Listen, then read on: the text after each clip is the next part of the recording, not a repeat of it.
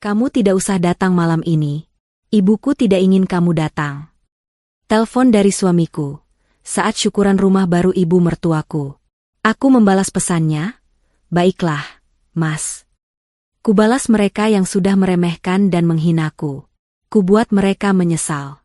Kubatalkan semua pembayaran dan kutarik semua dana.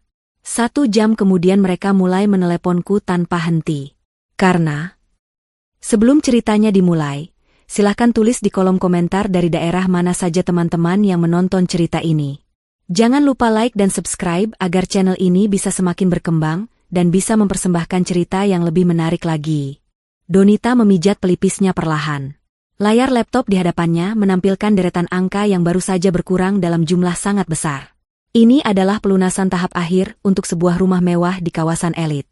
Rumah itu bukan untuknya. Rumah itu untuk Ibu Ratih, ibu mertuanya. Donita menghela napas panjang, menutup laptopnya, dan menyandarkan punggungnya di kursi kerja. Sebagai seorang wanita berhijab yang memimpin perusahaan ekspor garmen yang sukses, Donita sudah terbiasa mengambil keputusan bernilai miliaran. Namun, keputusan yang satu ini terasa berbeda. Ada rasa getir yang tidak bisa hilang. Semuanya dimulai 3 bulan lalu. Ilham, suaminya, datang dengan wajah memelas. Ilham adalah pria yang baik, namun sayangnya, ia terlalu tunduk pada keinginan ibunya.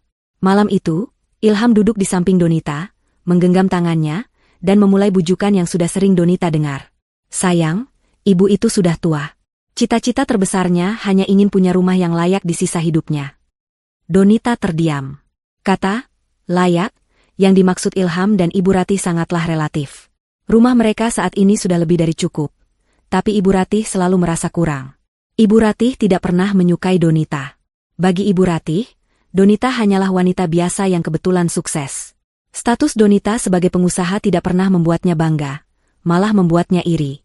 Ibu Ratih merasa, sebagai menantu, Donita wajib menyerahkan semua penghasilannya untuk dikelola oleh suami dan mertuanya. Tentu saja Donita menolak. Ia bekerja keras untuk bisnisnya, dan ia hanya mau menggunakan uangnya untuk hal-hal yang jelas. Namun, Ilham adalah kelemahannya. Rumah yang seperti apa, Mas? Tanya Donita saat itu. Yang di kawasan permata hijau itu, sayang. Ibu sudah lihat-lihat. Katanya udaranya sejuk. Jawab Ilham, menghindari tatapan Donita. Donita nyaris tersedak. Permata hijau adalah salah satu kawasan termahal. Ia tahu persis berapa harga pasaran di sana. Itu bukan sekadar rumah, itu sebuah istana kecil. Mas, itu harganya tidak masuk akal. Kita sedang ekspansi bisnis, Donita mencoba bernegosiasi. Ayolah, Donita, sekali ini saja, untuk ibu. Aku janji, setelah ini ibu tidak akan minta apa-apa lagi. Aku malu, sebagai anak, tidak bisa membahagiakan ibu. Ilham mulai menggunakan senjata andalannya, rasa bersalah. Dan seperti biasa, Donita luluh. Ia mencintai Ilham, dan ia selalu berharap pengorbanannya akan membuat Ibu Ratih akhirnya bisa menerimanya. Maka dimulailah proses pembelian rumah itu. Donita yang mengurus semuanya. Ia yang bernegosiasi dengan agen properti, ia yang mengurus KPR atas namanya, dan ia yang membayar uang muka puluhan persen dari tabungan pribadinya. Ilham dan Ibu Ratih hanya ikut saat penandatanganan awal, berfoto-foto, dan memilih warna cat. Selama proses itu, Donita merasa seperti dompet berjalan. Setiap kali bertemu, Ibu Ratih tidak pernah menanyakan kabar Donita. Pertanyaannya selalu sama. Bagaimana rumahnya? Kapan selesai? Kenapa lama sekali? Atau, Donita, ibu dengar catering di pesta peresmian nanti mahal sekali ya? Kamu sanggup bayar, kan? Jangan sampai ibu malu. Donita menggigit bibirnya. Pesta peresmian. Itulah yang sedang direncanakan Ilham dan Ibu Ratih selama seminggu terakhir. Besok adalah hari besar itu. Rumah baru itu akan diresmikan. Ironisnya, Donita, yang membayar lunas rumah itu, sama sekali tidak dilibatkan dalam perencanaan pesta. Ia hanya mendapat laporan pengeluaran. Setiap hari, Ilham akan mengiriminya daftar tagihan, catering mewah, dekorasi bunga impor, undangan cetak eksklusif untuk teman-teman sosialita Ibu Ratih. Dan Donita hanya bisa mentransfer uang yang diminta. Malam itu, Donita pulang ke rumahnya sendiri. Ia mendapati Ilham dan Ibu Ratih sedang tertawa-tawa di ruang tamu, melihat-lihat contoh kain untuk seragam panitia pesta. Panitia yang Donita tidak tahu siapa saja anggotanya. Ah, Donita, kamu sudah pulang, sapa Ilham, sedikit canggung. Ibu Ratih hanya melirik sekilas, lalu kembali fokus pada katalog kain. Iya, Mas. Bagaimana persiapannya? Donita mencoba tersenyum, meletakkan tas kerjanya. Semua beres. Besok akan jadi pesta termegah, seru Ilham. Baguslah, kata Donita pelan. Oh ya, Ibu, tadi Donita sudah lunasi sisa pembayaran rumahnya. Semuanya sudah lunas. Donita berharap setidaknya mendapat ucapan terima kasih. Reaksi Ibu Ratih di luar dugaan. Ia tidak tersenyum. Ia hanya mengangguk singkat. Oh, sudah? Baguslah. Memang sudah seharusnya, katanya ketus. Ilham, Ibu rasa warna emas ini lebih mewah daripada perak. Tamu-tamu Ibu pasti terkesan. Donita merasa sebilah pisau menusuk jantungnya. Sudah seharusnya? Jadi, semua kerja kerasnya, uang miliaran yang ia keluarkan, hanya dianggap sebagai kewajiban? Ilham, melihat perubahan raut wajah istrinya, segera mencoba mencairkan suasana. Tentu, Bu, warna emas saja. Donita, kamu pasti capek, kan? Mandi sana. Itu adalah cara halus Ilham untuk mengusir Donita dari percakapan. Donita mengangguk lemah dan berjalan menuju kamarnya. Ia merasa bodoh. Kenapa ia terus berharap? Kenapa ia terus mencoba membeli penerimaan dari orang yang jelas-jelas membencinya? Ia membiarkan pintu kamarnya sedikit terbuka saat ia berganti pakaian. Ia butuh mengambil napas sejenak sebelum menghadapi mereka lagi. Saat itulah ia mendengar suara Ilham di telepon. Sepertinya Ibu Ratih sudah pulang dan Ilham sedang berbicara dengannya lagi di ruang tamu. Suara Ilham terdengar pelan, tapi jelas. Iya, Bu, beres. Donita sudah transfer lunas semuanya, kata Ilham. Ada jeda sejenak, Donita hanya bisa mendengar suara samar Ibu Ratih dari seberang telepon. Lalu Ilham tertawa. Iya, Bu, tenang saja. Rencana kita aman. Bagus. Pastikan dia transfer lunas hari ini. Setelah itu, kamu tahu tugasmu, kan? Jantung Donita serasa berhenti berdetak. Rencana kita aman? Tugasmu? Apa maksud semua ini? Perasaan tidak enak yang selama ini ia tepis, kini kembali dengan kekuatan penuh. Ia mencoba meyakinkan dirinya sendiri bahwa ia salah dengar, bahwa itu hanya paranoia. Namun, nada bicara Ilham, nada konspirasi yang penuh rahasia itu, membuat bulu kuduknya berdiri. Sebuah rencana apa yang mereka bicarakan? Tepat setelah uangnya lunas ditransfer? Keesokan harinya adalah hari H peresmian rumah baru Ibu Ratih. Pesta akan dimulai pukul 7 malam. Donita bangun dengan perasaan campur aduk. Percakapan telepon Ilham dan Ibu Ratih semalam masih terngiang-ngiang di kepalanya. Kamu tahu tugasmu, kan? Kalimat itu berputar-putar seperti kaset rusak. Ia mencoba bertanya pada Ilham pagi itu, tapi suaminya sudah pergi pagi-pagi sekali. Mas harus bantu Ibu siapkan semuanya di sana. Sayang, kamu urus butik saja, tidak usah repot-repot, kata Ilham buru-buru sambil mengenakan sepatunya. Mas, aku ikut, ya? Setidaknya aku bisa bantu cek catering atau apa, tawar Donita. Langkah Ilham terhenti. Ia berbalik dengan ekspresi yang sulit diartikan. Tidak usah, Donita. Di sana sudah ramai, nanti kamu malah capek. Kamu kan tamu kehormatan. Datang saja nanti malam, cantik-cantik, katanya. Lalu cepat-cepat mencium kening Donita dan pergi. Tamu kehormatan. Donita nyaris tertawa getir. Tamu kehormatan macam apa yang tidak tahu apa-apa tentang pestanya sendiri? Tamu kehormatan macam apa yang membayar seluruh pestanya? Sepanjang hari di kantor, Donita tidak bisa fokus. Ia memandangi gaun pesta yang sudah ia siapkan, tergantung rapi di ruang pribadinya di butik. Gaun itu ia desain sendiri. Sebuah gaun brokat berwarna rose gold yang anggun, dipadukan dengan hijab sutra yang senada. Ia ingin tampil sempurna. Bukan untuk teman-teman sosialita Ibu Ratih, tapi untuk Ilham. Ia ingin Ilham bangga padanya. Ia juga sudah menyiapkan kado pindahan rumah yang sangat spesial. Sebuah lukisan kaligrafi karya seniman terkenal yang ia pesan khusus 3 bulan lalu, dibingkai dengan ukiran kayu jati Jepara. Pukul 4 sore, Donita memutuskan untuk pulang lebih awal. Ia ingin bersiap-siap dengan tenang. Di perjalanan pulang, ia mencoba menelepon Ilham. Mas, nanti aku dijemput jam berapa? Atau aku ke sana sendiri? Baju kita warnanya senada, kan? Telepon Ilham berdering, namun tidak diangkat. Donita mengirim pesan WhatsApp. Centang 2, tapi tidak biru. Donita menghela napas. Mungkin dia sangat sibuk, gumamnya, mencoba berpikir positif. Ia kemudian mencoba menelepon Ibu Ratih. Sekadar basa-basi, menanyakan apakah ada yang masih kurang. Telepon itu berdering 2 kali, lalu tiba-tiba dimatikan. Ditolak. Jantung Donita mulai berdebar tidak nyaman. Kenapa teleponnya ditolak? Ia mencoba lagi. Kali ini, langsung masuk ke kotak pesan suara. Nomornya diblokir? Tidak, mungkin tidak sengaja. Ibu Ratih sudah tua, mungkin tidak sengaja menekan tombol yang salah. Donita terus mengulang mantra itu di kepalanya, meski ia tahu ia sedang menyangkal kenyataan. Pukul 6 sore, Donita sudah selesai mandi dan berwudu. Ia duduk di depan meja riasnya. Ia memulaskan riasan tipis. Tangannya sedikit gemetar. Perasaan tidak enak itu semakin kuat. Ia mencoba menelepon Ilham lagi. Kali ini, teleponnya langsung masuk ke kotak pesan suara. Sama seperti Ibu Ratih. Sesuatu yang sangat salah sedang terjadi. Donita terdiam. Ia menatap pantulan dirinya di cermin. Wanita di cermin itu terlihat cantik, sukses, namun menyedihkan. Ia memohon perhatian dari orang-orang yang jelas tidak menginginkannya. Ia membiayai hidup mewah orang-orang yang bahkan tidak sudi mengangkat teleponnya. Ia teringat lagi kata-kata Ilham semalam. Setelah itu, kamu tahu tugasmu, kan? Apakah ini tugasnya? Tugas Ilham untuk menyingkirkan Donita setelah semua uangnya didapat? Setelah rumah itu lunas? Rasa dingin menjalar di punggungnya. Tidak, tidak mungkin. Ilham mencintainya.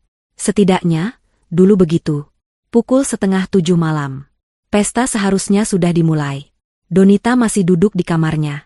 Gaun pesta yang indah masih tergantung. Kado yang mahal masih terbungkus rapi. Ia merasa seperti orang paling bodoh di dunia. Ia sudah siap, sudah berdandan, untuk pesta yang ia bayar, namun ia tidak yakin apakah ia diundang. Ia mengambil napas dalam-dalam. Ia harus mengakhiri ketidakpastian ini. Ia harus mendapatkan jawaban pasti. Ia mengambil ponselnya, membuka aplikasi WhatsApp. Ia tidak akan menelepon lagi. Ia akan mengirim pesan. Pesan yang memaksa Ilham untuk jujur. Jemarinya yang terawat mengetik dengan mantap, meski hatinya hancur berkeping-keping. Mas, aku sudah siap. Aku berangkat sekarang ya. Pesan itu ia kirimkan ke Ilham. Tanda centang 2 abu-abu langsung muncul. Donita menatap layar ponselnya tanpa berkedip. Ia menunggu tanda itu berubah menjadi biru. Ia menunggu balasan. 1 menit berlalu. 5 menit. Ponsel itu terasa berat di tangannya. Ia tahu, jawaban apapun yang datang berikutnya, akan mengubah hidupnya selamanya. Ia menahan napas, menunggu. Waktu seakan berhenti berdetak di dalam kamar utama yang mewah itu. Donita menatap layar ponselnya, pesan yang ia kirimkan, Mas, aku sudah siap. Aku berangkat sekarang ya. Terlihat begitu lugu dan menyedihkan di bawah cahaya lampu kamar. Centang 2 abu-abu itu terasa seperti sebuah ejekan. Ilham pasti sudah membacanya. Ponselnya pasti ada di tangannya. Namun, ia memilih untuk tidak merespons. Menit-menit berlalu, mengubah penantian Donita dari kegelisahan menjadi kecemasan yang dingin. Ia bisa mendengar suara detak jam dinding di ruang tengah, suaranya terdengar seperti palu yang diketuk perlahan-lahan. Tepat pukul 6:07:15, ponsel di tangannya bergetar hebat. Jantung Donita melompat ke tenggorokannya. Dengan jari gemetar, ia membuka layar. Sebuah pesan baru dari Mas Ilham. Hanya ada 1 kalimat. 1 kalimat yang merangkum semua ketakutannya, semua pengorbanannya yang sia-sia, dan semua penghinaan yang ia terima selama ini. Kamu tidak usah datang malam ini, ibuku tidak ingin kamu datang. Donita membaca kalimat itu sekali, 2 kali, 3 kali. Kata-kata itu seakan tidak mau masuk ke dalam otaknya. Kalimat itu terasa asing, seperti bahasa yang tidak ia mengerti. Ponsel itu perlahan meluncur dari genggamannya, jatuh ke pangkuannya yang tertutup kain piyama sutra. Ia masih duduk di depan meja rias. Pantulan di cermin menunjukkan seorang wanita cantik berhijab, dengan riasan sempurna dan mata yang mulai kosong. Gaun pesta berwarna rose gold yang mahal masih tergantung di lemari, seolah menertawakan nasib pemiliknya. Hadiah kaligrafi mahal itu tergeletak di atas tempat tidur, sebuah monumen kebodohan. Kejutan awal itu berlalu dalam beberapa detik, digantikan oleh rasa sakit fisik yang menusuk. Rasanya seperti ada tangan raksasa yang meremas jantungnya. Ibuku tidak ingin kamu datang. Bukan, maaf, pestanya ditunda. Bukan, maaf, ibu sedang sakit. Tapi sebuah penolakan yang gamblang, brutal, dan disengaja. Dan Ilham, suaminya, yang mengetik pesan itu. Ia bukan sekadar penyampai pesan, ia adalah kaki tangan. Tiba-tiba, semua kepingan teka-teki itu menyatu. Percakapan telepon Ilham semalam. Rencana kita aman. Kamu tahu tugasmu, kan? Inilah tugas Ilham. Tugasnya adalah memastikan Donita tersingkir dengan rapi setelah semua tagihan lunas. Rumah itu sudah lunas. Pesta sudah dibayar. Mereka tidak lagi membutuhkan Donita. Ia hanyalah sebuah mesin ATM yang sudah habis masa gunanya. Ingatan-ingatan lain menyerbu masuk tanpa bisa dicegah. Ingatan saat ia membatalkan perjalanan bisnis penting ke Paris, hanya karena Ibu Ratih masuk angin dan ingin dirawat oleh menantunya. Padahal Ibu Ratih hanya ingin pamer pada tetangganya, bahwa menantu pengusahanya bisa ia suruh-suruh seperti pembantu. Ingatan saat ia menalangi kerugian bisnis kafe Ilham yang gagal total, menggunakan dana darurat perusahaannya, tanpa Ilham atau Ibu Ratih mengucapkan sepatah kata terima kasih. Yang ada hanya keluhan, kenapa tidak kamu beri modal lebih besar sekalian? Kalau modalnya besar, pasti untung. Donita teringat semua sindiran Ibu Ratih. Sindiran tentang hijabnya yang katanya terlalu kaku, seperti ibu-ibu pengajian, sindiran tentang Donita yang terlalu sibuk kerja, lupa kodrat perempuan, dan yang paling menyakitkan, sindiran bahwa ia mandul karena belum juga memberikan cucu. Padahal mereka baru menikah 2 tahun dan Donitalah yang menunda kehamilan karena harus menstabilkan keuangan keluarga, termasuk keuangan Ilham dan ibunya. Selama ini, Donita menelan semua itu. Ia menelannya demi cintanya pada Ilham. Ia selalu berpikir Ilham ada di pihaknya, bahwa Ilham hanya terjebak di antara istri dan ibu. Tapi pesan teks ini adalah bukti. Ilham tidak terjebak. Ilham telah memilih. Dan ia tidak memilih Donita. Air mata mulai menggenang di pelupuk matanya. Panas, perih, dan penuh penghinaan. Ia nyaris terisak. Ia ingin berteriak, melempar barang-barang, menangis sejadi-jadinya. Tapi saat ia menatap pantulan dirinya di cermin, sesuatu yang lain terjadi. Air mata itu berhenti di batas kelopak matanya. Kemarahan yang dingin dan jernih, seperti es kering, mulai menjalari pembuluh darahnya. Rasa sakit itu tidak hilang, tapi berubah bentuk. Ia berubah menjadi kekuatan. Ia bukan lagi wanita lemah yang menangisi nasib. Ia adalah Donita, wanita yang membangun bisnisnya dari nol. Wanita yang bernegosiasi dengan klien internasional. Wanita yang tidak pernah takut mengambil keputusan sulit. Dan malam ini, ia akan mengambil keputusan tersulit, sekaligus termudah, dalam hidupnya. Ia bukan korban. Ia adalah seorang investor yang baru saja menyadari bahwa investasinya busuk. Dan apa yang dilakukan investor cerdas saat tahu investasinya busuk? Ia melakukan cut loss. Donita mengambil ponselnya yang tadi terjatuh. Jemarinya tidak lagi gemetar. Ia membuka kembali pesan dari Ilham. Kamu tidak usah datang malam ini, ibuku tidak ingin kamu datang. Ia membaca pesan itu untuk terakhir kalinya, bukan dengan rasa sakit, tapi dengan rasa jijik.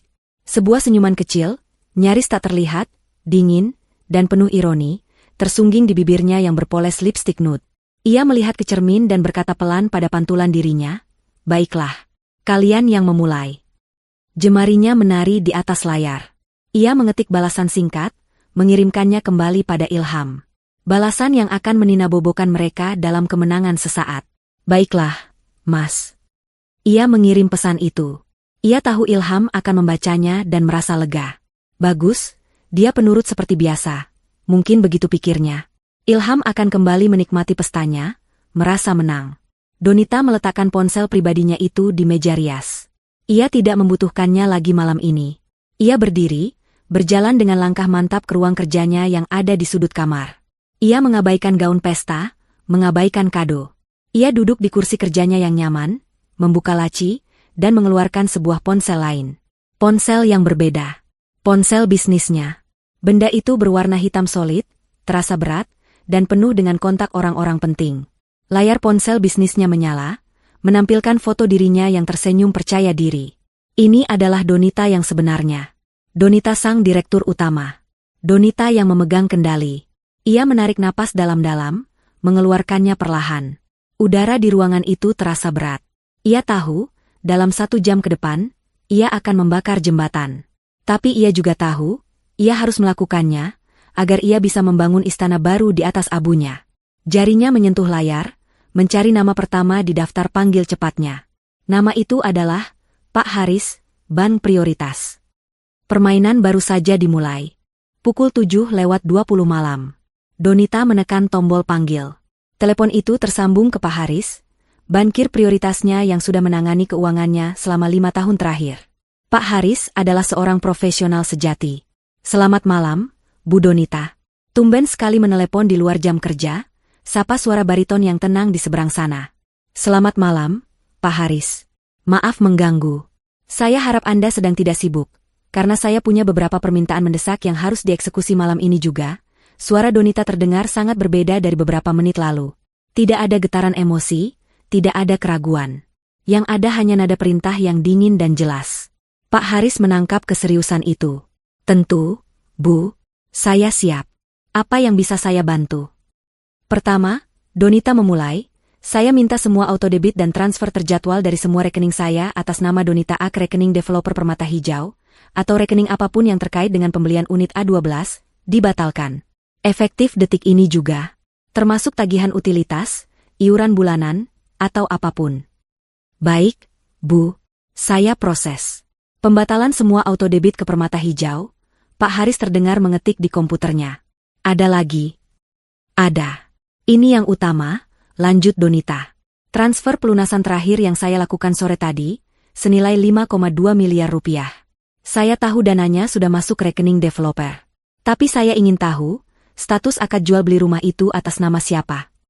Pak Haris memeriksa datanya. Di sini tercatat akadnya atas nama Ibu Ratna Puspita, dengan Ibu Donita sebagai penjamin penuh dan pembayar utama. Semua dana berasal dari rekening Ibu. Sempurna, desis Donita. Pak Haris, saya ingin Anda segera menghubungi tim legal bank. Saya ingin membekukan transaksi itu. Saya ingin menarik kembali dana saya. Cari alasannya. Gunakan alasan apapun. Bilang ada indikasi penipuan, pemaksaan, atau undue influence. Saya tidak peduli. Saya ingin proses serah terima kunci rumah itu bermasalah. Terdengar helaan napas kecil dari Pak Haris. Ibu Donita, itu sangat rumit. Dana sudah berpindah tangan. Membatalkan akad yang sudah lunas. Saya tahu ini rumit, potong Donita tajam. Saya tidak membayar Anda untuk hal yang mudah, Pak Haris. Saya adalah nasabah prioritas. Dan prioritas saya malam ini adalah menciptakan masalah legal untuk transaksi itu. Saya tidak akan menandatangani satu lembar dokumen pun terkait serah terima. Buat agar rumah itu berstatus sengketa perbankan. Paham? Baik, Bu. Saya akan eskalasikan ke tim legal sekarang juga. Saya akan melakukan apa yang saya bisa. Jawab Pak Haris. Nadanya kini sangat serius. Bagus. Yang ketiga, dan ini yang paling mudah. Semua kartu kredit tambahan di bawah akun primer saya. Atas nama Ilham Gunawan. Dan atas nama Ratih Puspita. Saya mau semuanya diblokir permanen. Bukan blokir sementara. Blokir permanen. Hancurkan kartunya. Efektif, 10 menit yang lalu.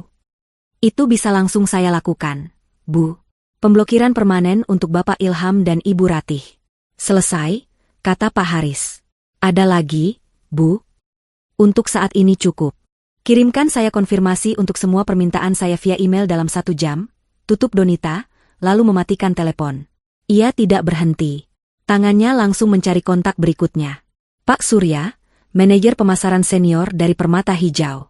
Donita pernah bertemu dengannya beberapa kali. Halo, selamat malam, Pak Surya. Ini Donita, pembeli unit A12. Sapa Donita, suaranya kini diubah sedikit lebih panik, namun tetap terkendali.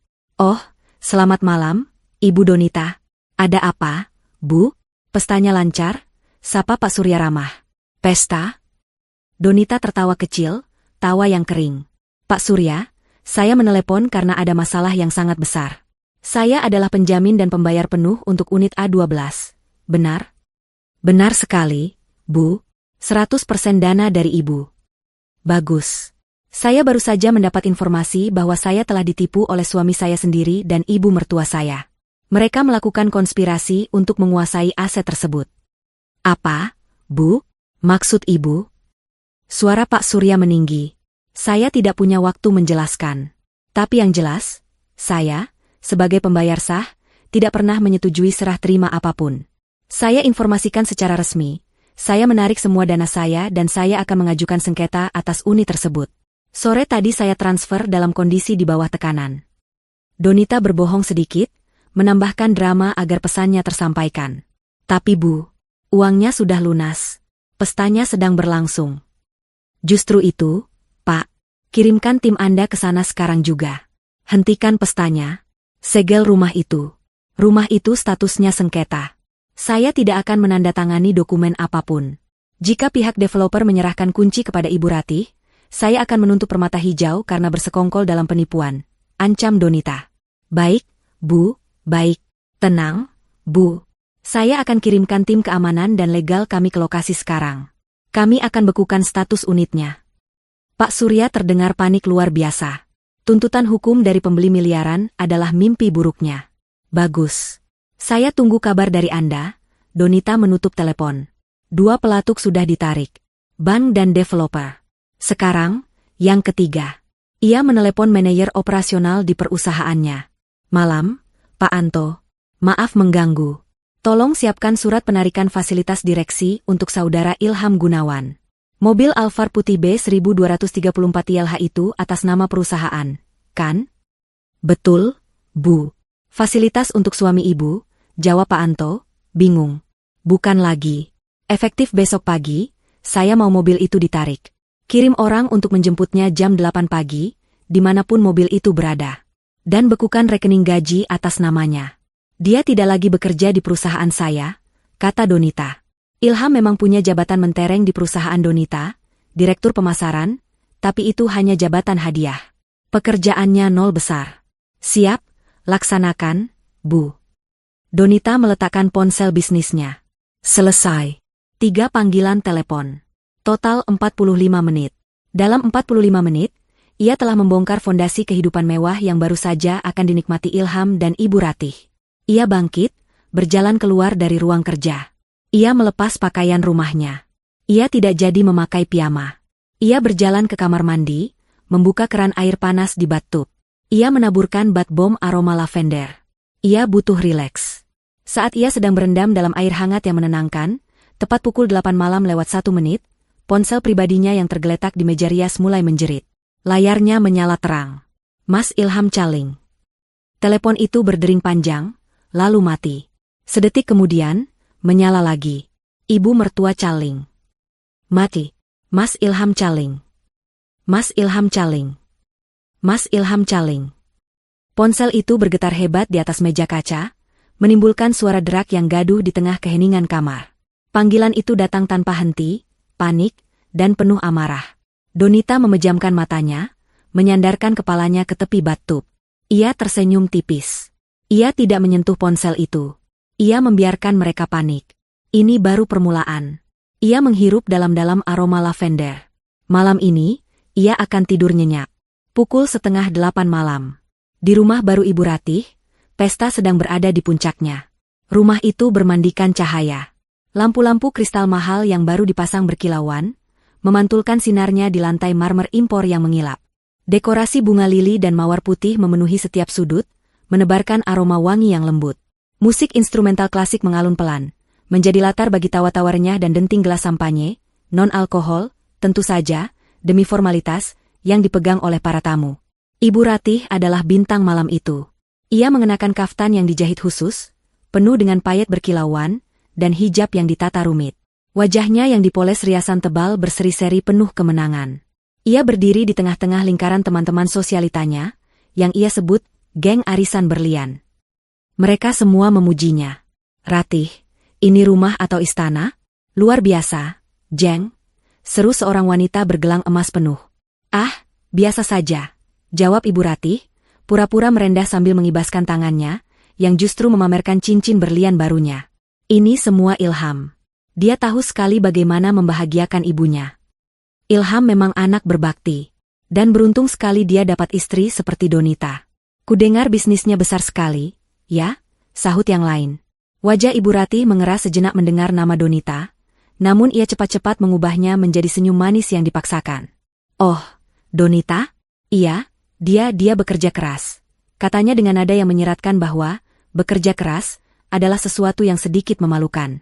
Tapi tentu saja, Ilham yang membimbingnya.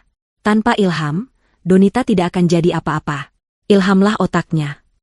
Ilham, yang berdiri tidak jauh dari situ, tersenyum bangga. Ia merasa seperti raja. Ia berhasil. Ia telah memenuhi impian terbesar ibunya.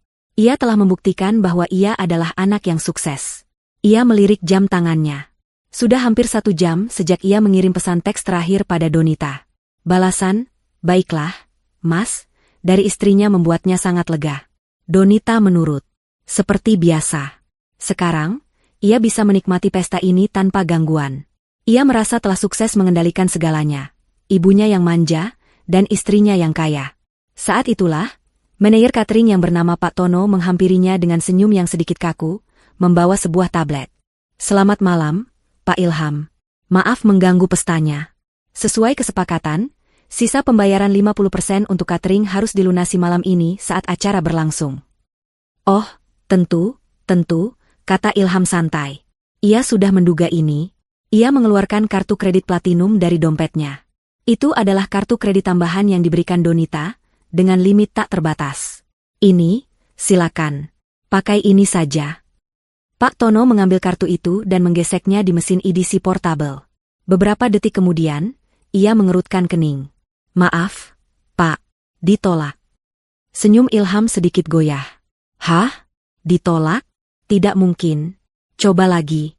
Jaringannya jelek mungkin." Pak Tono mencoba lagi. "Masih ditolak, Pak. Transaction declined." Bisikan-bisikan pelan mulai terdengar di sekitar mereka. Beberapa tamu yang kebetulan dekat, melihat adegan itu. Wajah Ilham mulai memanas. "Saya ada kartu lain," katanya sedikit gugup. Ia mengeluarkan kartu lain. Kartu kredit black metal yang terlihat sangat eksklusif. Ini juga kartu tambahan dari Donita. Ia menyerahkannya pada Pak Tono. "Pasti bisa yang ini." Pak Tono menggeseknya. Hasilnya sama. Ditolak juga, Pak Ilham. Keterangannya, card blocked. "Diblokir?" Ilham nyaris berteriak. Apa maksudnya diblokir? Itu tidak mungkin. Ia mulai panik. Rasa malunya mulai menjalar. Ia bisa merasakan mata para tamu menatapnya. "Maaf, Pak." Suara Pak Tono kini menjadi lebih tegas dan dingin. Senyum ramahnya hilang. "Tagihannya total 120 juta rupiah. Perusahaan kami punya aturan ketat. Jika pembayaran tidak lunas, kami harus menghentikan layanan." "Menghentikan layanan apa maksudnya?" "Pestanya sedang berjalan," sergah Ilham. "Kami akan berhenti menyajikan minuman, dan koki kami akan berhenti memasak hidangan utama.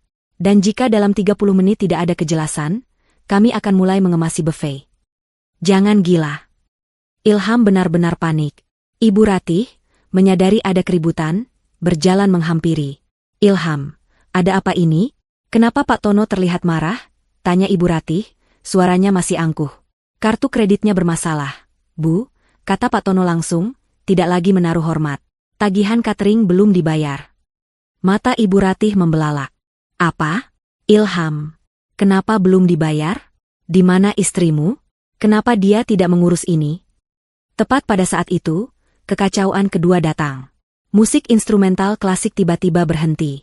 Semua tamu menoleh ke arah pintu utama. Di sana berdiri 3 orang pria berjas gelap. Mereka bukan tamu. Wajah mereka kaku dan serius. Yang di tengah, yang terlihat paling senior, adalah Pak Surya, manajer pemasaran permata hijau yang wajahnya dikenali Ilham. "Selamat malam, Bapak dan Ibu sekalian. Maaf menginterupsi pesta Anda." Suara Pak Surya terdengar keras dan jelas di ruangan yang mendadak hening itu. "Saya Surya, dari manajemen Permata Hijau. Saya di sini mencari Ibu Ratih Puspita dan Bapak Ilham Gunawan." Semua mata kini beralih ke Ilham dan Ibu Ratih. Mereka berdua seperti disorot lampu panggung. Ada apa ini, Pak Surya?" tanya Ilham, suaranya bergetar. "Ada masalah administrasi yang sangat serius," kata Pak Surya, berjalan mendekat. Ia tidak peduli lagi dengan etika pesta. "Kami baru saja menerima pemberitahuan dari bank dan tim legal kami. Pihak pembayar utama dan penjamin penuh unit ini, atas nama Ibu Donita, telah menarik persetujuannya atas transaksi ini." "Apa?" pekik Ibu Ratih. "Apa maksudmu menarik persetujuan? Rumah ini sudah lunas. Istri anak saya sudah melunasinya." "Itulah masalahnya, Bu," kata Pak Surya, suaranya dingin. "Beliau melunasinya, dan beliau juga yang menggugatnya. Ibu Donita mengklaim adanya indikasi penipuan dan pemaksaan. Beliau, sebagai pembayar sah, tidak pernah menyetujui serah terima kunci kepada Anda. Dana yang ditransfer sore tadi sudah dibekukan oleh pihak bank atas permintaannya. Secara legal, rumah ini statusnya sengketa. Hening. Suasana begitu senyap sampai-sampai suara es batu yang mencair di gelas seorang tamu bisa terdengar. Sengketa? Ulang Ibu Ratih, wajahnya sepucat mayat. Apa yang harus kami lakukan? Tanya seorang tamu, memecah keheningan. Pesta ini selesai, kata Pak Surya tegas. Demi keamanan hukum, kami harus meminta semua tamu untuk segera meninggalkan area ini. Rumah ini akan kami segel sementara, sampai ada kejelasan hukum. Kekacauan meledak. Para tamu, para sosialita itu, tidak perlu disuruh dua kali. Mereka bergegas pergi, berbisik-bisik, beberapa bahkan terang-terangan menertawakan. Pesta termegah itu berubah menjadi neraka dalam hitungan menit. Ini tidak mungkin, teriak Ilham. Ia menarik ponselnya. Ia harus menelepon Donita. Ia menekan nomor istrinya dengan tangan gemetar. Telepon itu berdering. Tidak diangkat. Ia menelepon lagi. Tidak diangkat. Angkat, Donita. Angkat. Ilham berteriak putus asa. Ibu Ratih, melihat Ilham yang panik, ikut mengeluarkan ponselnya. Biar ibu yang telepon. Dia pasti takut sama ibu. Ibu Ratih menelepon. Ditolak. Ia menelepon lagi. Masuk kotak suara. Ia menelepon lagi. Di kamar mandinya yang tenang, di tengah keharuman lavender, Donita melihat layar ponselnya yang bergetar hebat di meja rias. Mas Ilham calling. Ibu mertua calling. Mas Ilham calling. Mas Ilham calling. Telepon itu menjerit-jerit tanpa henti. Donita hanya tersenyum, lalu memejamkan matanya, menikmati air hangat yang memeluk tubuhnya. Kekacauan di rumah sengketa itu berlangsung cepat. Para tamu sosialita, yang tadinya memuji-muji Ibu Ratih setinggi langit, kini berhamburan keluar seperti tikus meninggalkan kapal karam. Wajah mereka yang tadi penuh senyum palsu kini berganti dengan ekspresi campur aduk antara kaget, kasihan, dan yang paling banyak, puas. Gosip terpanas tahun ini baru saja tersaji di depan mata mereka. Ya ampun, Jeng, malunya. Sampai disegel begitu, bisik Ibu Linda kepada temannya, sambil bergegas menuju mobilnya. Sudah kuduga. Mana mungkin dia sanggup beli rumah semewah ini? Pasti menantunya yang bayar. Dan sekarang menantunya marah. Rasakan, sahut Datin Sri, buru-buru memotret bagian depan rumah yang mulai didatangi tim keamanan developer. Ibu Ratih berdiri mematung di teras marmer yang beberapa menit lalu menjadi panggung kemenangannya. Ia gemetar hebat, tapi bukan karena dingin. Ia gemetar karena amarah dan rasa malu yang tak terhingga. Kaftan mewahnya kini terasa seperti kostum badut. Riasan tebal di wajahnya mulai luntur oleh keringat dingin. Ilham. Kenapa dia tidak angkat teleponnya? Pekik Ibu Ratih, suaranya melengking histeris. Ia menatap Ilham dengan mata melotot. Ini semua salahmu. Kenapa kamu kirim pesan itu? Kenapa kamu larang dia datang? Ilham, yang masih sibuk menekan tombol panggil di ponselnya berulang kali, membeku. Pengakuan ibunya di depan tim developer dan sisa-sisa staf catering itu adalah sebuah kesalahan fatal. Pak Surya dari Permata Hijau mengangkat alis. Oh, jadi benar ada kesengajaan melarang pihak pembayar untuk datang ke acaranya sendiri? Ini semakin memperkuat klaim Ibu Donita. Bukan urusan Anda, bentak Ibu Ratih. Ia kemudian beralih ke Ilham lagi. Telepon terus. Suruh dia datang ke sini. Suruh dia bilang ke orang-orang ini bahwa ini semua salah paham. Cepat. Aku sudah coba, Bu. Tidak diangkat. Balas Ilham, frustrasi. Ia juga malu, tapi lebih dominan panik. Ia tidak tahu harus berbuat apa. Sementara ibu dan anak itu bertengkar, Pak Tono, manajer catering, memberi isyarat kepada timnya. Bereskan, perintahnya singkat. Para pelayan yang tadi sigap menyajikan makanan, kini bergerak lebih sigap lagi. Mereka mulai menumpuk piring-piring kotor dengan kasar. Hidangan buffet yang masih utuh, sate domba, udang galah, salmon panggang, langsung ditutup dan didorong ke troli. Mereka mencabut semua dekorasi bunga yang mereka pasang. Staf bar membongkar mesin kopi dan menarik semua botol sirup. Mereka bekerja cepat dan efisien, seperti tim perampok profesional. Hei, apa yang kalian lakukan? Teriak Ibu Ratih. Kalian tidak bisa mengambil makanan itu. Itu sudah dibayar. Belum, Bu, sahut Pak Tono sinis. Pembayarannya ditolak. Jadi kami ambil kembali semua yang menjadi hak kami. Sesuai kontrak, jika default payment, semua barang kembali ke kami. Termasuk makanan yang belum tersentuh.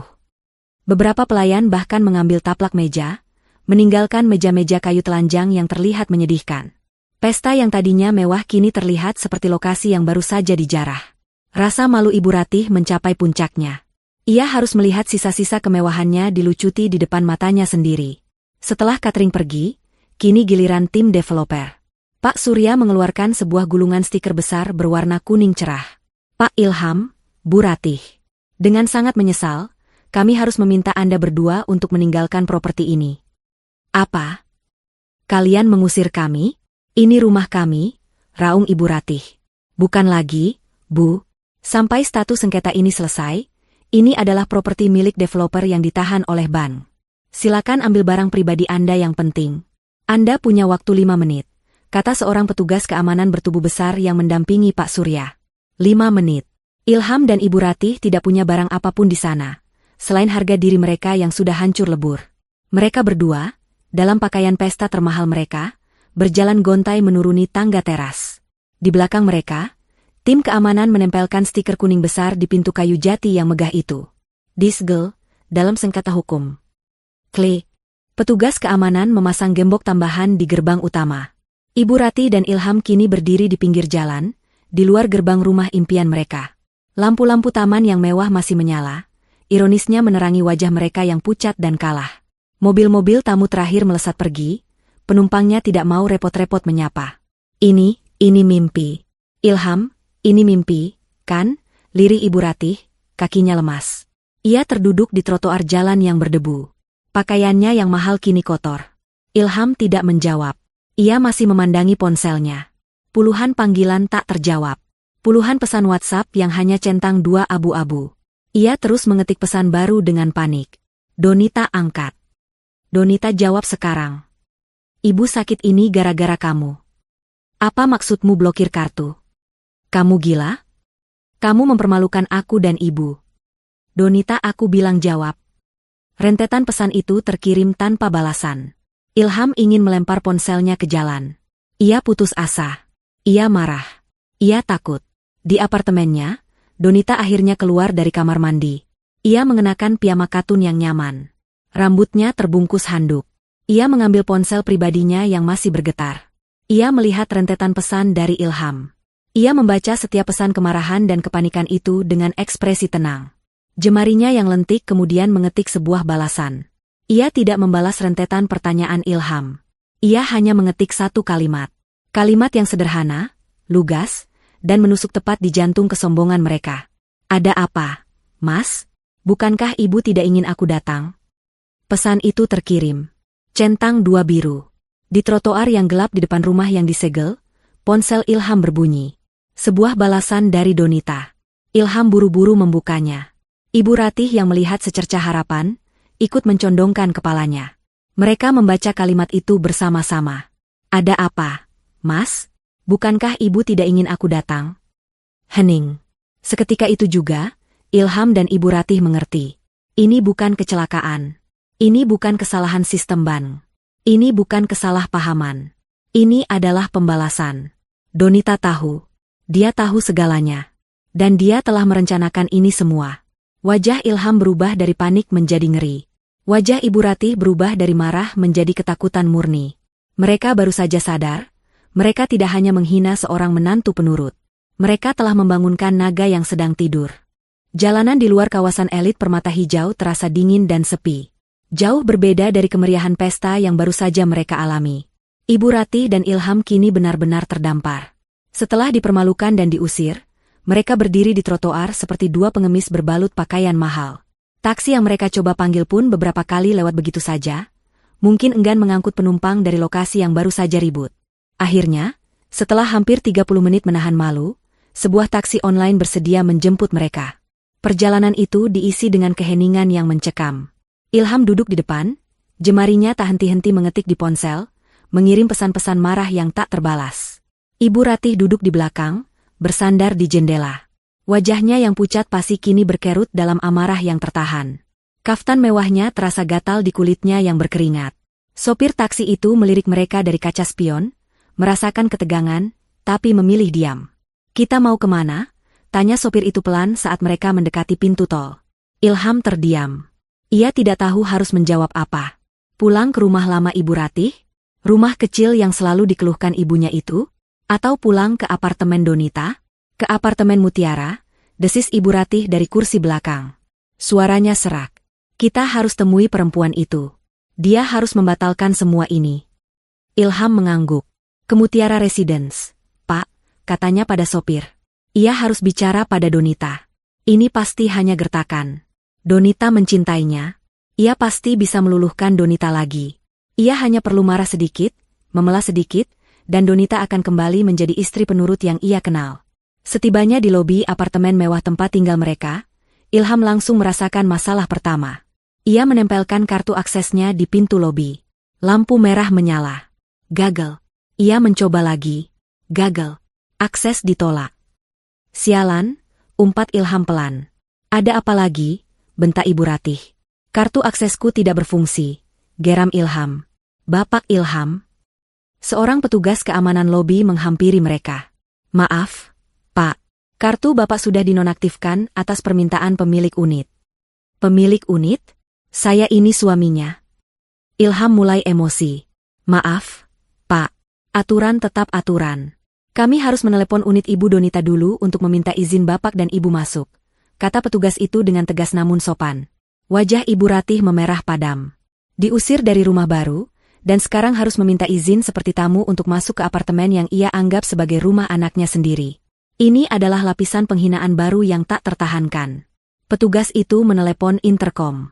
Selamat malam, Bu Donita. Ini keamanan. Ada Bapak Ilham dan Ibu Ratih di lobi. Apakah diizinkan naik? Ada jeda beberapa saat. Ilham menahan napas. Jika Donita menolak mereka di lobi, tamat sudah riwayat mereka. Suara Donita terdengar tenang dari interkom. Suruh mereka naik. Saya tunggu. Ilham merasa sedikit lega. Dengar itu, dia menungguku, katanya pada petugas keamanan, lalu menarik lengan ibunya menuju lift. Lift itu terasa berjalan lambat sekali. Ilham merapikan kemeja batiknya yang sedikit kusut. Ibu Ratih merapikan hijabnya yang miring.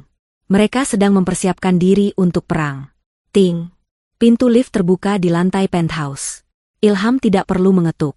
Ia melihat pintu unitnya sedikit terbuka. Ia mendorong pintu itu dengan kasar. Donita, apa maksud semua ini? Teriaknya sambil melangkah masuk. Pemandangan di dalam apartemen membuatnya tertegun. Donita tidak sedang menangis. Ia tidak panik. Ia tidak terlihat ketakutan. Ia sedang duduk santai di sofa ruang tamu, mengenakan piyama katun yang nyaman. Rambutnya yang basah terbungkus handuk. Di depannya, di atas meja kopi, ada secangkir teh jahe yang masih mengepulkan uap. Ia terlihat tenang, segar, seolah baru saja menikmati spa di rumah. Kontras sekali dengan Ilham dan Ibu Ratih yang kucel, lelah, dan penuh amarah. Duduklah, kata Donita pelan, suaranya sedatar air di kolam. Duduk, bentak Ibu Ratih, melangkah maju. Kamu suruh kami duduk setelah kamu mempermalukan kami? Kamu tahu apa yang sudah kamu lakukan? Hah? Kamu ini menantu durhaka. Donita, aku tidak tahu apa permainanmu ini. Tapi ini sudah keterlaluan. Ilham menimpali, suaranya bergetar antara marah dan takut. Kamu mempermalukan aku dan ibu di depan semua orang. Kamu batalkan kartu kreditku. Kamu segel rumah ibu. Kamu sudah gila? Donita menatap Ilham lekat-lekat. Ia menatap mata suaminya, mencari sisa-sisa pria yang pernah ia cintai. Ia tidak menemukan apa-apa. Hanya ada ketakutan dan keegoisan. Gila? Donita akhirnya angkat bicara. Suaranya tidak naik, tapi menusuk. Siapa yang gila? Mas? Aku yang gila karena bekerja banting tulang untuk membiayai rumah impian kalian?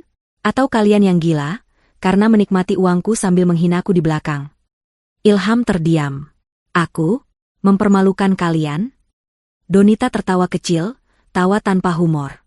Bukankah ibu sendiri yang bilang tidak ingin aku datang? Aku hanya menuruti perintah. Aku tidak datang. Aku hanya menarik kembali semua yang jadi milikku. Milikmu? Pekik Ibu Ratih. Tidak ada yang milikmu di sini. Semua yang kamu punya itu berkat Ilham. Anakku, tanpa Ilham, kamu bukan siapa-siapa. Semua hartamu itu juga harta anakku. Harta anak ibu? Donita kini beralih menatap mertuanya. Senyum tipisnya lenyap, digantikan ekspresi dingin yang belum pernah Ilham lihat sebelumnya. Mari kita bicara fakta, Bu. Perusahaan ini, aku yang bangun 6 tahun sebelum aku menikah dengan Ilham. Apartemen ini, aku beli tunai 2 tahun sebelum aku kenal Ilham. Mobil di garasi, semua atas nama perusahaanku. Dan rumah mewah yang ibu banggakan tadi, 100% dibayar pakai uang dari rekening pribadiku. Jadi, tolong beritahu saya, di mana persisnya letak harta anak ibu. Ibu Ratih ternganga. Ia tidak bisa menjawab. Donita, hentikan omong kosong ini. Ilham mencoba mengambil alih, nadanya sedikit melunak, mencoba strategi memelas. Oke, aku salah. Aku minta maaf sudah kirim pesan itu. Ibu yang memaksaku. Kamu tahu kan ibu seperti apa? Tapi kamu tidak perlu bereaksi sejauh ini, sayang. Batalkan semua ini. Telepon bankmu. Telepon developer. Bilang ini salah paham. Kita masih bisa perbaiki. Donita menatapnya. Perbaiki? Tidak ada yang bisa diperbaiki, Mas. Pesan teks itu bukan kesalahan. Itu adalah kejujuran. Kejujuran yang akhirnya membuka mataku. Ia lalu berdiri. Aku sudah selesai, katanya tenang. Selesai apa maksudmu? Tanya Ilham, firasat buruk mulai merayapinya. Donita berjalan ke arah pintu, di mana di sampingnya ada 2 buah koper besar dan 1 tas travel. Koper-koper yang Ilham kenali sebagai miliknya. Aku sudah selesai dengan pernikahan ini.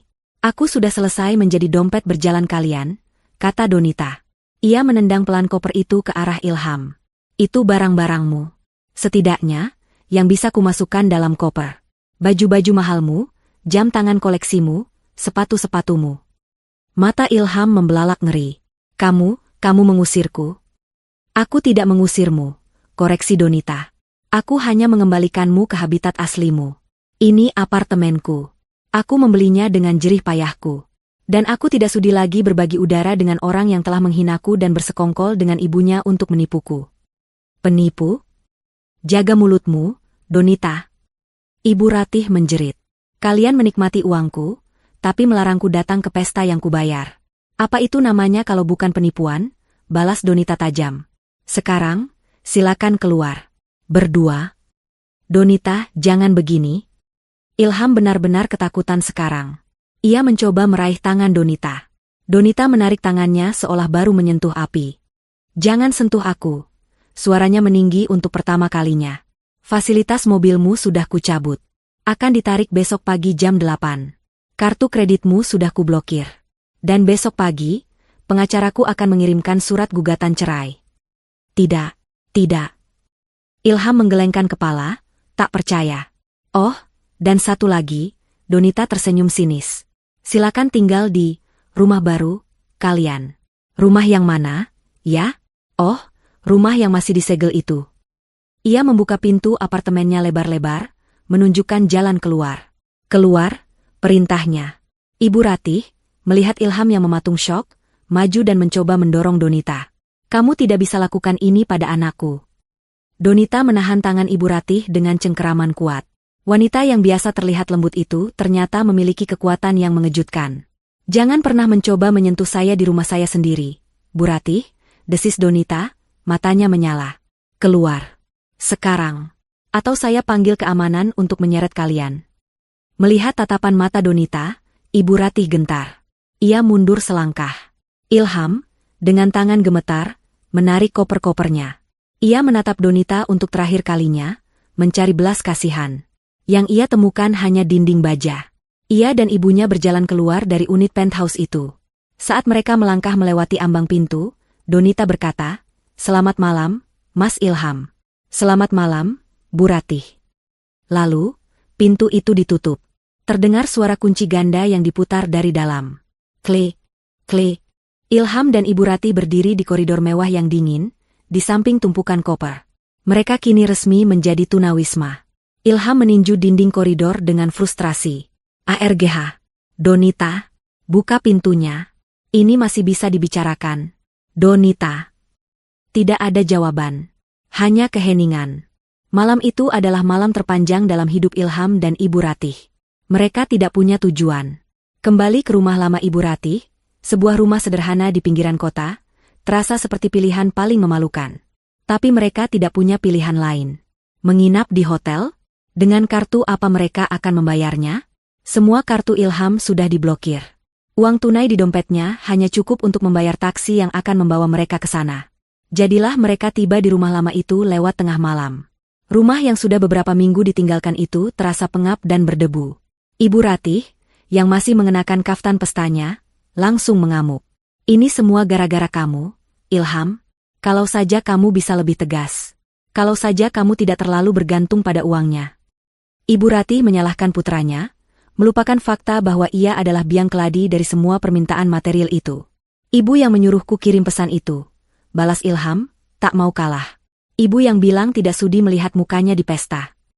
Mereka bertengkar hebat di tengah ruang tamu yang berdebu, dikelilingi koper-koper mahal Ilham yang terasa ironis. Malam itu, mereka tidur di kamar yang sempit dengan perasaan hancur dan saling menyalahkan.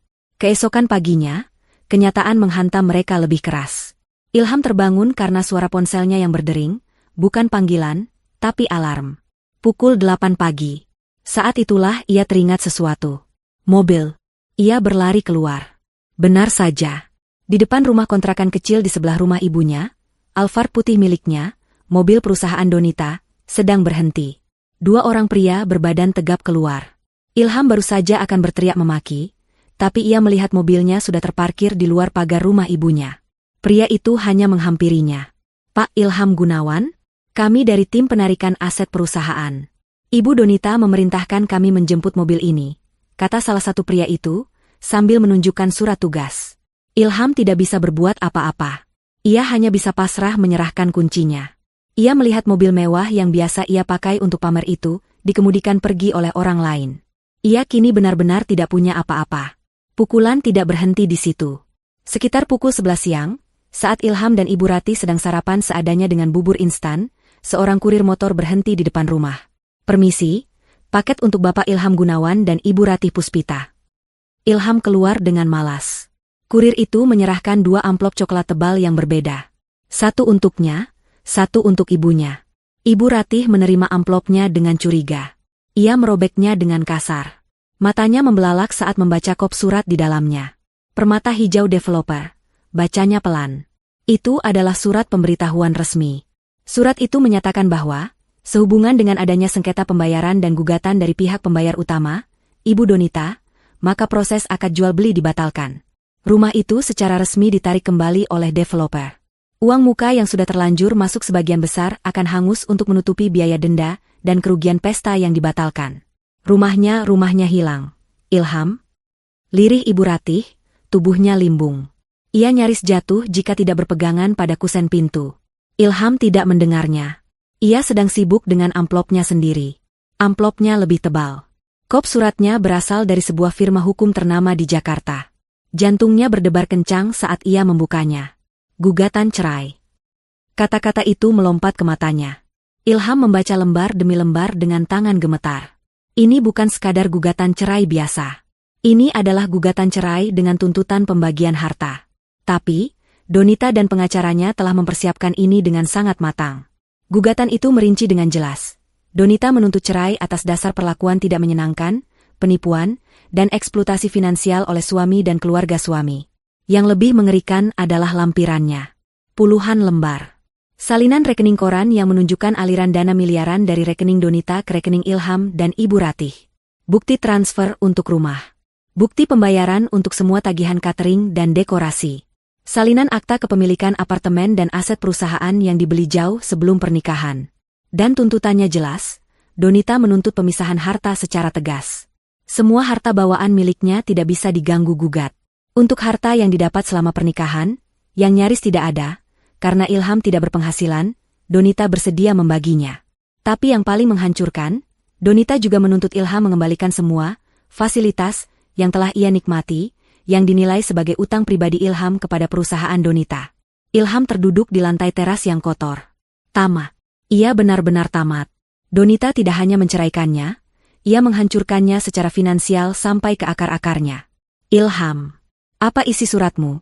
Tanya Ibu Ratih panik, melihat wajah putranya yang pucat seperti kertas. Ilham hanya menyerahkan surat itu tanpa bicara. Ibu Ratih membacanya. Ia tidak mengerti semua istilah hukumnya, tapi ia mengerti kata, gugatan cerai, dan tuntutan ganti rugi. Amarah yang tadi padam, kini meledak lagi di dalam diri Ibu Ratih. Tapi ia tahu, marah tidak akan menyelesaikan masalah. Ia harus mengubah taktik. Urat liciknya mulai bekerja. Tidak, desis Ibu Ratih, matanya menyipit. Dia tidak bisa melakukan ini. Dia masih mencintaimu, Ilham. Dia hanya sedang marah. Marah? Dia menghancurkan kita, Bu. Kalau begitu, kita harus buat dia tidak marah lagi, kata Ibu Ratih, sebuah ide gila terbentuk di kepalanya. Kita harus minta maaf. Kita harus membuatnya luluh lagi. Ibu akan bersujud padanya. Ibu akan menangis di depannya. Dia wanita berhijab, dia pasti punya hati nurani. Dia tidak akan tega melihat mertuanya bersujud. Ilham menatap ibunya. Ia tahu persis apa yang ibunya rencanakan. Ini bukan permintaan maaf tulus. Ini adalah sandiwara. Tapi, apalagi pilihan mereka? Sore itu juga, mereka berdua, dengan pakaian seadanya, Ibu Ratih bahkan sengaja tidak merapikan hijabnya agar terlihat lebih menyedihkan, pergi naik taksi online ke kantor Donita. Mereka tiba di lobi perusahaan garmen yang megah itu. Resepsionis yang melihat penampilan kumal Ilham dan Ibu Ratih langsung menghentikan mereka. Maaf, cari siapa? Saya mau bertemu Donita. Saya Ilham, suaminya. Ibu Donita sedang rapat. Tapi, nama Anda sudah ada di daftar, kata resepsionis itu, menatap layar komputernya. Nama Bapak Ilham dan Ibu Ratih, masuk daftar blacklist. Dilarang masuk ke area kantor. Apa? Ilham menggebrak meja. Tepat saat itu, pintu lift berdenting. Donita keluar, diapit oleh dua manajernya. Ia mengenakan setelan blazer berwarna biru tua, yang membuatnya tampak berwibawa. Wajahnya terlihat segar, fokus, seolah kejadian semalam tidak membebaninya sama sekali. Ia sedang tertawa kecil membahas sesuatu dengan manajernya. Melihat Donita, Ibu Ratih langsung berlari dan melancarkan aksinya. Donita, anakku. Ibu Ratih menjatuhkan dirinya ke lantai, bersujud, mencoba memeluk kaki Donita yang terbalut sepatu hak tinggi. Maafkan ibu, nak. Maafkan ibu. Ibu Ratih menangis meraung-raung, menarik perhatian seluruh lobi. Karyawan yang lalu lalang langsung berhenti, berbisik-bisik. Ibu salah. Ibu hilaf. Jangan ceraikan Ilham, nak. Dia menderita. Lihat kami menderita. Maafkan ibu. Ilham berdiri di belakangnya, memasang wajah sedih yang paling meyakinkan yang ia bisa. Donita berhenti. Tawanya lenyap. Ia menatap sosok yang berguling-guling di lantai di kakinya. Ia menatap Ibu Ratih, lalu menatap Ilham. Tidak ada sedikit pun rasa kasihan di matanya. Yang ada hanya rasa jijik yang mendalam. Ia menghela napas, lalu berbicara kepada manajernya, Pak Anto, panggil keamanan. Donita, ini ibu, nak, ibumu, raung Ibu Ratih, semakin kencang. Donita berjongkok sedikit, tapi bukan untuk membantu Ibu Ratih berdiri. Ia menatap lurus ke mata mertuanya yang penuh air mata palsu itu. Anda bukan ibuku, kata Donita pelan, namun suaranya terdengar jelas di lobi yang hening itu. Ibuku mengajariku tentang harga diri dan kejujuran. Anda hanya ingin uangku. Donita berdiri tegak. Dan permainan sandiwara murahan ini sudah selesai. Dua petugas keamanan datang dengan sigap. Ada apa, Bu? Tolong, kata Donita. Suaranya kembali normal dan profesional. Antar dua tamu ini keluar dari gedung saya. Pastikan mereka tidak pernah bisa menginjakan kaki di properti perusahaan saya lagi. Selamanya. Siap, Bu. Petugas keamanan itu memegang lengan Ibu Ratih dan Ilham. Tidak. Lepaskan. Donita, kamu akan kena karma. Kamu menantu durhaka. Mendadak, tangisan Ibu Ratih berhenti. Wajahnya berubah menjadi topeng kemarahan yang mengerikan. Sandiwaranya terbongkar dalam sekejap. Ia meronta-ronta dan memaki-maki. Ilham hanya bisa pasrah saat diseret keluar. Ia menatap Donita, yang bahkan tidak menoleh lagi ke arahnya. Donita hanya merapikan blazernya, lalu berbalik, dan berjalan kembali menuju lift, melanjutkan diskusinya dengan manajernya seolah tidak terjadi apa-apa. Saat Ibu Ratih diseret melewati pintu kaca lobi, ia menjerit untuk terakhir kalinya. Kamu akan menyesal, Donita. Kamu akan tua dan sendirian. Pintu kaca itu menutup, meredam suaranya. Donita, Dari dalam lift, hanya tersenyum tipis. Ia sudah melewati penyesalan. Kini, ia memasuki babak kebebasan. Bulan-bulan berikutnya adalah neraka dunia bagi Ilham dan Ibu Ratih. Setelah diusir dengan memalukan dari kantor Donita, mereka kembali ke rumah sempit di pinggiran kota.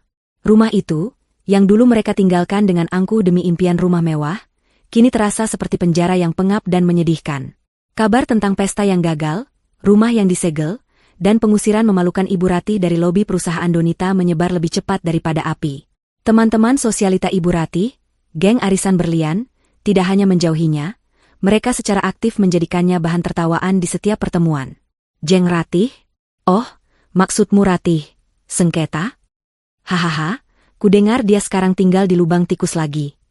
Kasihan sekali, ya, makanya, kalau jadi orang jangan sombong. Apalagi sombong pakai uang menantu. Ibu Ratih, yang hidupnya bergantung pada validasi sosial, hancur lebur. Ia mengurung diri di kamar berhari-hari. Ia menolak makan. Ia tidak mau keluar rumah karena malu bertemu tetangga. Stres, malu, dan pola makan yang buruk membuat kesehatannya merosot tajam. Tekanan darah tingginya kumat, diabetesnya memburuk. Wanita yang dulu selalu tampil glamor dengan kaftan berpayet, kini hanya terbaring di tempat tidur yang berderit, mengenakan daster kusam, meratapi nasibnya. Sementara itu, Ilham berusaha mencari jalan keluar. Uang simpanan mereka, yang sebenarnya adalah sisa-sisa uang pemberian Donita, habis dengan cepat untuk biaya hidup sehari-hari. Ia harus mencari pekerjaan.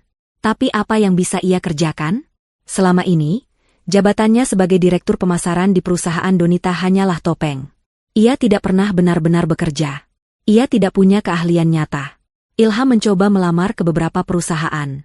Berbekal CV palsu yang mencantumkan jabatannya sebagai direktur, ia berhasil mendapatkan beberapa panggilan wawancara. Tapi semuanya berakhir dengan kegagalan. Para pewawancara yang berpengalaman bisa melihat dengan jelas bahwa pria di depan mereka ini kosong. Jadi, Pak Ilham, kata seorang manajer HRD di sebuah perusahaan, di CV Anda tertulis Anda menaikkan omzet ekspor hingga 200%. Bisa Anda jelaskan strategi spesifik apa yang Anda gunakan? Bagaimana Anda menganalisis pasar Eropa? Ilham gelagapan. Saya, tentu saja dengan kerja keras. Dan melihat tren. Ya, melihat tren di internet. Pewawancara itu hanya tersenyum tipis dan menutup mapnya. Baik, Pak Ilham. Nanti kami kabari. Tentu saja, kami kabari, adalah kode universal untuk Anda ditolak. Setelah puluhan lamaran ditolak, Ilham mulai putus asa. Ia terpaksa menurunkan standarnya. Dari direktur, ia melamar jadi manajer. Ditolak. Supervisor. Ditolak. Staf biasa. Ditolak. Akhirnya, dengan rasa malu yang luar biasa, ia harus mengambil pekerjaan apapun yang bisa ia dapatkan. Ia menjadi pengemudi taksi online, menggunakan mobil sewaan yang cicilan hariannya mencekik leher. Kehidupan mewah yang ia nikmati, mobil Alphard, jam tangan mahal, makan di restoran bintang 5, kini terasa seperti mimpi yang jauh. Realitasnya adalah duduk berjam-jam di dalam mobil sewaan yang bau asap rokok, menunggu orderan, dan seringkali hanya membawa pulang uang yang pas-pasan untuk membeli bensin dan sebungkus nasi. Rumah sempit itu kini menjadi arena pertengkaran abadi. Ibu Ratih, yang sakit-sakitan, menjadi semakin rewel dan pemarah. Ilham, yang lelah fisik dan mental, juga gampang tersulut emosi. Ilham, mana uangnya? Obat ibu habis. Kamu ini kerja apa saja, sih? Masa untuk beli obat ibumu sendiri tidak sanggup? Jerit Ibu Ratih dari kamar tidur, suaranya parau. Uang, uang, uang. Ibu pikir cari uang gampang? Balas Ilham, melempar kunci mobil sewaannya ke meja. Aku sudah narik dari subuh sampai subuh lagi. Cuma dapat segini. Cukup untuk makan nasi sama telur. Dulu waktu ada Donita, kamu tidak pernah begini. Dulu kamu anak yang berbakti. Mendengar nama Donita, urat di leher Ilham menegang. Cukup, Bu. Cukup. Semua ini terjadi karena siapa? Karena ibu. Karena kesombongan ibu. Kalau saja ibu tidak serakah, kalau saja ibu tidak menghina Donita, kita tidak akan jadi seperti ini. Jadi kamu menyalahkan ibu? Kamu yang tidak becus jadi suami. Kamu yang tidak bisa mengendalikan istrimu. Kamu yang bodoh, Ilham. Bodoh. Pertengkaran itu menjadi menu harian mereka. Saling menyalahkan. Saling mengutuk. Tidak ada lagi cinta antara ibu dan anak. Yang tersisa hanya kebencian dan penyesalan yang terlambat. Mereka terperangkap bersama dalam kemiskinan yang mereka ciptakan sendiri. Untuk bertahan hidup, mereka mulai menjual barang-barang yang tersisa di rumah itu. Perabotan lama, perhiasan imitasi yang dulu dibanggakan Ibu Ratih, semua dijual dengan harga murah. Proses perceraian Ilham dan Donita berjalan cepat. Donita tidak menuntut apa-apa selain apa yang menjadi haknya. Dan karena semua aset memang miliknya, Ilham keluar dari pernikahan itu tanpa membawa apa-apa, selain tumpukan koper dan utang atas fasilitas perusahaan yang pernah ia nikmati, yang kini sedang ditagih oleh pengacara Donita. Suatu sore, setelah seharian menarik penumpang dan hanya mendapat sedikit uang, Ilham menghentikan mobil sewaannya di pinggir jalan. Ia lelah dan lapar. Ia membuka ponselnya, sekadar melihat-lihat media sosial untuk mengalihkan pikiran. Saat itulah ia melihat sebuah unggahan berita dari akun gosip terkenal. Unggahan itu adalah video wawancara. Wajah yang sangat ia kenali muncul di layar kecil ponselnya. Donita. Donita terlihat sangat berbeda. Ia tampak lebih bersinar. Balutan hijab dan setelan kerjanya terlihat semakin elegan. Ia sedang diwawancarai di sebuah acara bincang-bincang bisnis ternama. Donita, selamat. Kami dengar perusahaan Anda baru saja menandatangani kontrak ekspor terbesar tahun ini dengan sebuah brand fashion ternama di Milan, tanya pembawa acara. Donita di layar tersenyum. Senyum yang tenang dan penuh percaya diri. Alhamdulillah. Ini semua berkat kerja keras tim.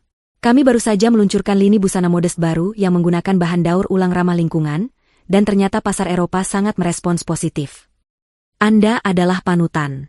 Sukses dalam bisnis, dan terlihat sangat bahagia. Apa rahasia Anda? Setelah kita tahu Anda baru saja melewati masa-masa sulit dalam kehidupan pribadi Anda. Donita tertawa kecil. Masa sulit? Saya tidak melihatnya seperti itu. Saya melihatnya sebagai proses pembersihan. Terkadang, kita harus membuang sampah agar ruangan bisa kembali bersih dan segar.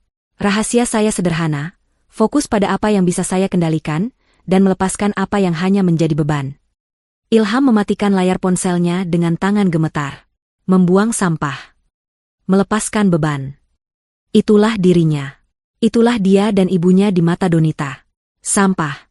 Ia membanting setir mobilnya. Bukan. Ia tidak marah pada Donita. Untuk pertama kalinya, ia marah pada dirinya sendiri. Ia marah pada kebodohannya. Ia melihat apa yang telah ia sia-siakan. Ia memiliki berlian, tapi ia membuangnya untuk mengejar sebuah rumah kosong yang megah. Dan kini, ia tidak punya apa-apa. Sementara itu, Donita diwawancara di studio televisi yang dingin. Dan Ilham, sang mantan direktur, duduk sendirian di mobil sewaan yang panas, dengan perut kosong dan hati yang hancur berkeping-keping. Karma telah menjalankan tugasnya dengan sempurna. 1 tahun berlalu sejak malam peresmian rumah yang gagal total itu. Bagi Ilham dan Ibu Ratih, itu adalah 1 tahun penderitaan.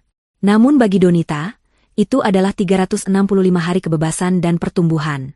Gugatan cerainya telah resmi diputuskan 6 bulan lalu. Hakim mengabulkan semua tuntutan Donita. Pemisahan harta berjalan lancar karena bukti kepemilikan Donita sangat kuat dan tak terbantahkan. Ilham, yang mencoba melawan dengan mengklaim harta Gonogini atas perusahaan, hanya dipermalukan di pengadilan. Pengacaranya tidak bisa membuktikan 1 rupiah pun kontribusi Ilham. Sementara pengacara Donita dengan mudah membuktikan jutaan rupiah yang Ilham sedot dari perusahaan tanpa kontribusi apapun. Ilham keluar dari ruang sidang sebagai pria yang kalah total. Bebas dari beban pernikahan toksiknya, Donita mencurahkan seluruh energinya untuk 2 hal, bisnisnya dan kebahagiaannya sendiri. Dan hasilnya sangat luar biasa. Lini busana modest ramah lingkungan yang ia luncurkan, yang beritanya dilihat Ilham di ponselnya, meledak di pasar internasional. Perusahaannya berkembang pesat. Ia membuka 2 pabrik baru, menyerap ratusan tenaga kerja. Ia tidak hanya pulih, ia melesat jauh lebih tinggi dari sebelumnya. Donita yang sekarang adalah Donita yang berbeda. Ia masih wanita berhijab yang lembut tutur katanya, tapi kini ada aura kepercayaan diri dan ketegasan yang tak tergoyahkan. Ia tidak lagi ragu-ragu mengambil keputusan. Ia tidak lagi berusaha menyenangkan semua orang. Ia belajar bahwa harga dirinya tidak ditentukan oleh penerimaan orang lain, terutama bukan oleh pria seperti Ilham atau mertua seperti Ibu Ratih. Untuk merayakan pencapaian perusahaan dan ulang tahun kebebasannya, Donita memutuskan untuk mengadakan sebuah acara. Bukan pesta sosialita yang penuh kepalsuan seperti yang diinginkan Ibu Ratih. Ia mengadakan acara, syukuran kemenangan, di tempat yang jauh lebih berarti. sebuah panti asuhan besar yang juga menaungi rumah jompo, yang selama ini ia bantu secara diam-diam. Aula panti asuhan itu dihias sederhana namun meriah. Tidak ada bunga impor atau catering mewah seharga ratusan juta. Yang ada adalah balon warna-warni, tumpeng besar, dan ratusan kotak makanan lezat yang dipesan dari usaha catering rumahan milik seorang janda yang juga ia bina. Para tamu kehormatannya bukanlah sosialita bergelang emas, melainkan anak-anak yatim piatu yang tertawa riang dan para lansia yang tersenyum tulus. Donita, mengenakan gamis putih bersih sederhana yang tampak sangat anggun, duduk di lantai, bersila bersama anak-anak. Ia menyuapi seorang anak kecil, tertawa lepas saat anak itu berceloteh lucu. Tidak ada beban di wajahnya. Hanya ada kedamaian. Saya berdiri di sini, kata Donita saat memberikan sambutan singkat, bukan sebagai direktur perusahaan, tapi sebagai seorang hamba Allah yang ingin bersyukur. 1 tahun terakhir ini mengajarkan saya banyak hal, terutama tentang melepaskan. Ia menatap wajah-wajah tulus di hadapannya. Terkadang, hal terbaik yang bisa kita lakukan adalah melepaskan. Melepaskan beban, melepaskan masa lalu, melepaskan orang-orang yang meracuni jiwa kita. Karena hanya dengan tangan kosong, kita bisa menerima berkah baru yang lebih indah. Acara itu ditutup dengan doa bersama. Donita menyerahkan secara simbolis donasi besar untuk renovasi total gedung panti asuhan itu. Para pengurus panti dan anak-anak menangis haru, mendoakan Donita tanpa henti.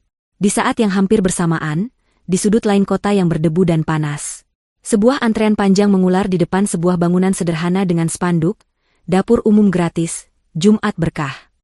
Orang-orang dengan pakaian kusam, wajah lelah, dan tatapan kosong, mengantre dengan sabar sambil memegang mangkuk atau kotak makanan kosong. Di tengah antrean itu, berdiri 2 sosok yang kontras namun sama-sama menyedihkan. Seorang wanita tua yang kurus dan terlihat sakit-sakitan, hijabnya kusam dan miring, bersandar pada seorang pria yang lebih muda. Pria itu, yang juga kurus dan mengenakan kaos oblong yang sudah luntur warnanya, menatap ke depan dengan pandangan hampa. Mereka adalah Ibu Ratih dan Ilham. Ini adalah realitas baru mereka. Sejak Ilham kehilangan pekerjaan sebagai sopir taksi online, karena mobil sewanya disita akibat gagal bayar, mereka benar-benar jatuh miskin. Mereka hidup dari belas kasihan tetangga dan kini, dari antrean makanan gratis. Cepat sedikit, Ilham. Ibu lapar. Gerutu Ibu Ratih, suaranya lemah namun masih menyisakan nada ketus. Sabar, Bu. Antreannya memang panjang. Balas Ilham, suaranya datar tanpa emosi. Ini semua gara-gara kamu. Coba dulu kamu tidak bodoh. Coba dulu kamu. Diam, Bu, potong Ilham. Untuk pertama kalinya ia memotong ucapan ibunya, bukan dengan marah, tapi dengan kelelahan yang sangat dalam. Sudahlah, tidak ada gunanya. Kita antre saja. Sebentar lagi giliran kita. Ibu Ratih terdiam, kaget mendengar nada suara Ilham. Ia menatap putranya, lalu menatap antrean di depan. Ia akhirnya sadar. Tidak ada lagi yang bisa disalahkan. Tidak ada lagi yang tersisa. Ini adalah akhir dari segalanya. Kembali ke panti asuhan. Acara sudah selesai. Donita berjalan sendirian di taman panti yang asri, menikmati semilir angin sore. Manajernya menghampiri. Bu, mobil sudah siap. Wawancara dengan majalah bisnis internasional dijadwalkan jam 5. Donita mengangguk. Ia melihat ke langit sore yang mulai memerah. Ia merasa damai. Ia telah memaafkan Ilham dan Ibu Ratih, bukan untuk mereka, tapi untuk dirinya sendiri. Memaafkan agar ia bisa melepaskan sisa-sisa racun masa lalu. Saat ia berjalan menuju mobilnya, sebuah pikiran melintas di benaknya. Ia teringat bagaimana ia dulu rela mengorbankan segalanya demi sebuah rumah mewah untuk mertuanya, hanya untuk dihina. Ia tersenyum tipis. Aku pernah mati-matian membelikan mereka rumah. Batinnya, sambil membuka pintu mobilnya sendiri, tidak lagi perlu sopir. Tapi sebagai gantinya, Tuhan memberiku sesuatu yang jauh lebih mahal. Tuhan memberiku istana yang takkan pernah bisa mereka segel. Istana bernama kebebasan.